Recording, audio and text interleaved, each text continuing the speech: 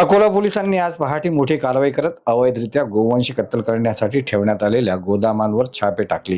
ही कारवाई अकोल्याचे पोलीस अधीक्षक अर्चित चांडक यांनी स्वतः नेतृत्व करत केली। पोलिसांना मिळालेल्या गुप्त माहितीच्या आधारे ही धडक कारवाई करण्यात आली। अकोला शहरातील ताजनापेठ परिसरात कत्तलीसाठी गोवंश ठेवण्यात आल्याची माहिती पोलिसांना मिळाली।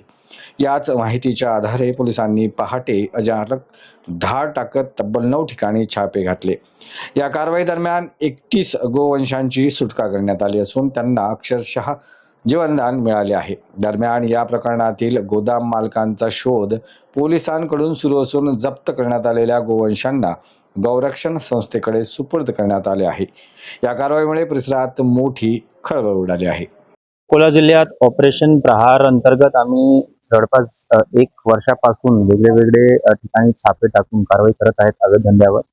तसेच काल आम्हाला माहिती भेटली होती की जे ताजनापेठच्या भागामध्ये भरपूर मात्रामध्ये गोवंश म्हणजे कत्तल होणार आहे। तर या हिशोबाने आमची एक प्लॅनिंग झाली होती आणि एक प्री प्लॅन आमची एक आज सकाळीची रेड करण्यात आली होती।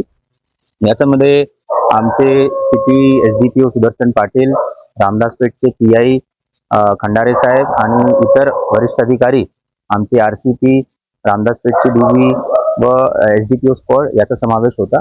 आज सकाळी जवळपास 5:30 वाजताच्या दरम्यान 12 एप्रिलला आम्ही रेड टाकलेली आहे ताजनापेठमध्ये आणि आम्हाला सक्सेसफुली जवळपास 31 गोवंश व्यवस्थित भेटलेले आहे।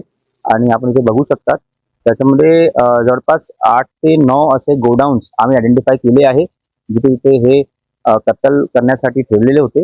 तर हे सर्व आता आम्ही घेऊन जात आहे पोलीस स्टेशनला। जवळपास 7 ते 8 असे गुन्हे दाखल होणार आहे। याच्यामध्ये सर्व आरोपी आम्ही जे काही पूर्ण गोडाऊन आयडेंटिफाईड आहे, कोणत्या नावावर आहे, कोणाच्या नावावर आहे, ते सर्व याच्यामध्ये आरोपी होणार आहे।